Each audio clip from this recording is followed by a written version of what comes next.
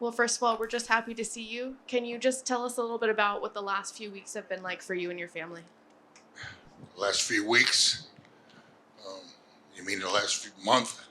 When, Whatever, yeah, last few wherever you weeks have want to been. start. You could start when you were born if you'd like.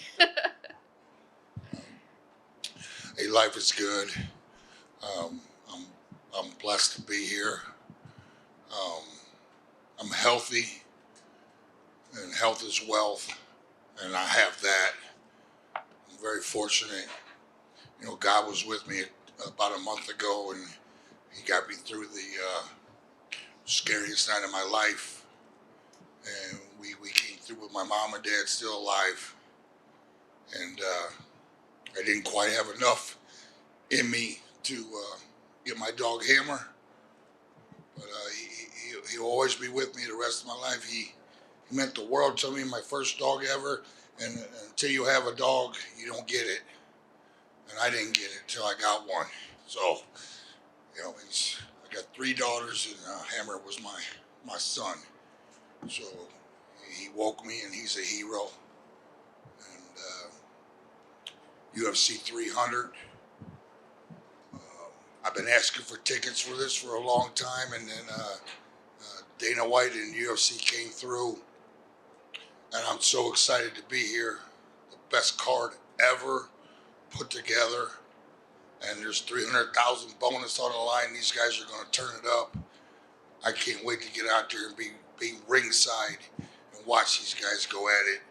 And then the icing on the cake, my daughters are still here. My daughters are here with me, and they mean the world to me.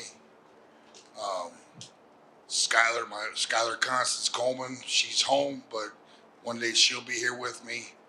And then I get to wrap that belt around the winner of two bad mother freakers, Justin Gaethje and Max Holloway. They epitomize what a bad mother freaker is. So it's going to be violent. It's going to be a war. It's going to be a night of fun. Greatest sport ever assembled, mixed martial arts, and I'm proud to be a part of it and be here today. Were you surprised with the reception that you got from the MMA community after everything happened? Were you surprised at the way that everybody kind of rallied around you and your family? Um, yeah, when I woke up and came through and started talking to my family, my daughters were right there bedside with me the whole time. I just thought I was waking up, and it's going to be a little family thing, and we'll get through it. And then they quickly let me know uh, how much love and support that I had, not just from my close fans, but just from fans, not just in America, all around the world. The whole country stepped up and showed me, you know, love, and they were worried about me, concerned. And as a human being, how can that help me? How can that not make me be happy and feel good about myself that I am? You already mentioned the BMF fight. How do you see that fight going? Do you have a favorite, or are you willing to kind of say who you think might win that fight? Uh, I love both these guys. I'll make my prediction when they get in that cage and I see them eyeball each other up. That'll be a big difference. Uh, Justin Gaethje can knock you out at any time. Everybody knows that. But Max Holloway is the best boxer in the world, and we're gonna see which one of these guys. I know they both put in the training camp because they've been around forever. They know not to miss a day, but we'll see which one of them can step up and rise to the occasion tonight, and that's what matters. Who's going to mentally be there and take this fight? There's been a little bit of talk about potentially letting the women fight for a BMF title. Is there anybody that you think female that's already kind of a BMF? I had to think about it, but we definitely need a BMF, and they'll let themselves be known who it is. Bring back, I don't know. Give me a couple. Who do you think there? Oh gosh, it's hard. Give me one. Joanna would be the first person I would think of, but she's. Oh yeah, Joanna. She come out of retirement. Joanna would be the perfect BMF. Started off. Who wants Joanna? She'll come out of retirement for it, I bet. I think so too. And last question for me: looking back at all the years of the UFC, is there a moment that you think it made you a fan of the UFC? Maybe not something that you yourself did, but something you watched that you saw that just made you smile. No, I've been a fan since UFC 1, the very first fight, the whole broadcast. It was a beautiful thing to me that night and that day. And then I fought in UFC 10. I remember walking out of the cage after UFC 10 and thinking to myself, this is going to be the biggest and greatest sport in the world.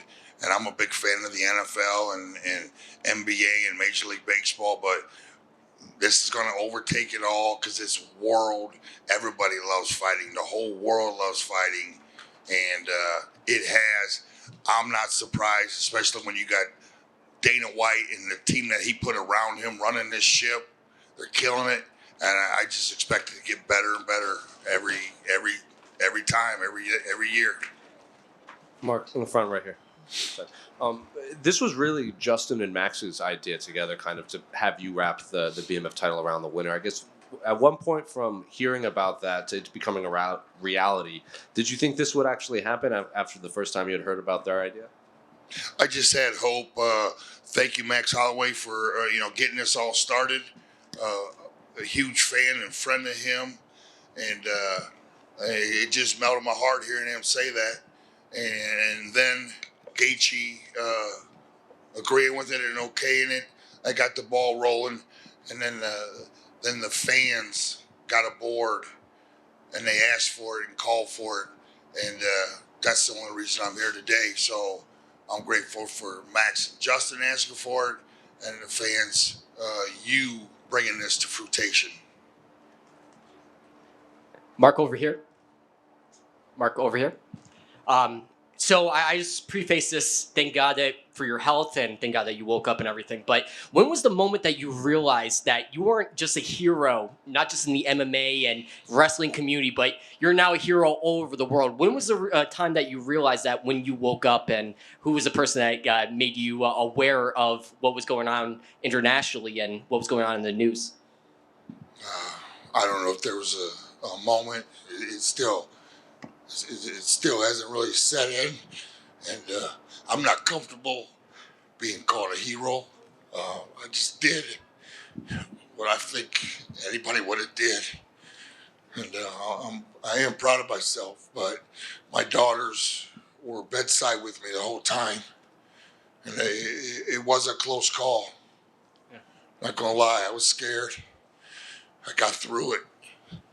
And it was a close call. And then when I finally did open my eyes a couple of days later, and my daughters, I got to hug them and show my rejoice for just being here and being alive. You know, I always say tomorrow's not promised, but it has a new meaning to me now. It's so true. And God was with me that night, and I'm blessed to be here. And and I'm grateful for all the love and support. The fans and everybody that stepped up and helped me out. You made this so much easier, and a lot of good things are going to happen from this. And it's because of you that I recovered so fast. And thank you. And we're up to UFC 300. How does it feel that you building the sport to what it is today? Now we're at 300 events. How does that feel being at the premier event at the sport that you helped build? Man, I'm proud to be at the beginning, UFC 10, but I wanted to stick around a long time. I wanted to be part of when it became something a little bigger, so that's why I hung around till UFC 100. So I don't consider myself just the old iceberg.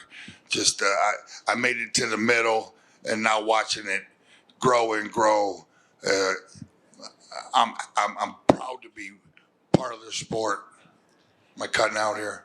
Yep. No. Just proud to be part of this whole organization, and let's keep going. Let's keep getting better and better. The athletes get better, and I think we're just going to continue to climb. And one last question from me. Obviously, from your heroics and throughout your entire career, you proved that you're one of the baddest mofo's in the planet. But when are you going to get back in the cage? That's a good question. Yes, sir. Let me see.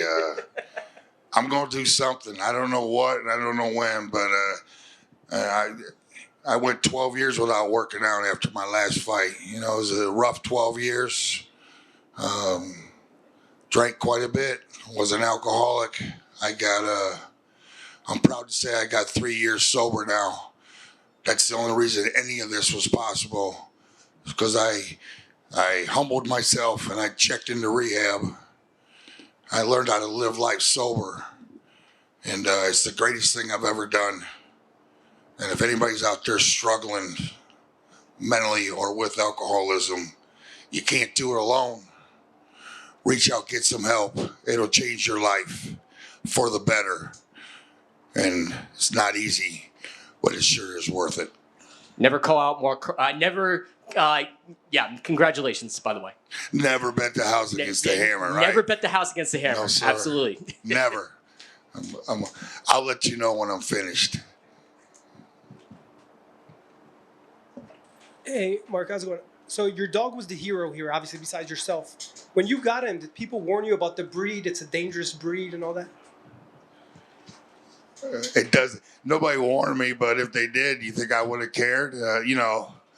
He was the kindest, gentlest, loving dog I've ever seen. But sure, he had a big bite. But there's risk in life. But I don't think about that very much, and I don't really have too much to say about that. He was fine with me.